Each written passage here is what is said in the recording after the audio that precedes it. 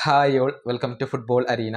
ഈ വേൾഡ് കപ്പിൽ Brazilian team തങ്ങളുടെ ആരാധകരെ പൂർണ്ണമായും നിരാശപ്പെടുത്തുകയാണ് ചെയ്തിട്ടുള്ളത്.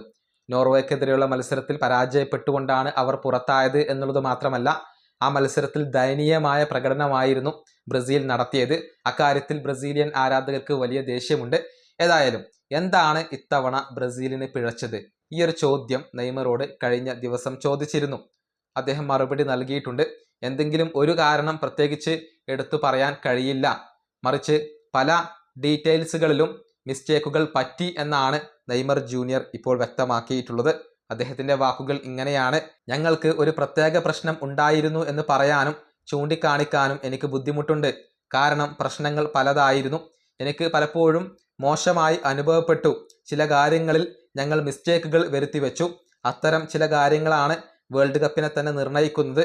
ചെറിയ ചെറിയ മിസ്റ്റേക്കുകൾ പോലും വേൾഡ് കപ്പിൽ വലിയ വലിയ വ്യത്യാസങ്ങളാണ് സൃഷ്ടിക്കുക. ഇതാണ് നെയ്മർ ജൂനിയർ ഇപ്പോൾ പറഞ്ഞിട്ടുള്ളത്. ചില മിസ്റ്റേക്കുകൾ പറ്റി, അതിന് വലിയ വില കൊടുക്കേണ്ടി വന്നു എന്നാണ് നെയ്മർ ഇപ്പോൾ വ്യക്തമാക്കിയിട്ടുള്ളത്. ടീമിനകത്ത് പലപ്പോഴും തനിക്കൊരു ബാഡ് ഫീലിംഗ് ഉണ്ടായിരുന്നു എന്ന് കൂടി അദ്ദേഹം ഇപ്പോൾ വ്യക്തമാക്കിയിട്ടുണ്ട്. നെയ്മർക്ക് വേണ്ടത്ര അവസരങ്ങൾ കാർലോ ആഞ്ചലോട്ടി നൽകിയിരുന്നില്ല.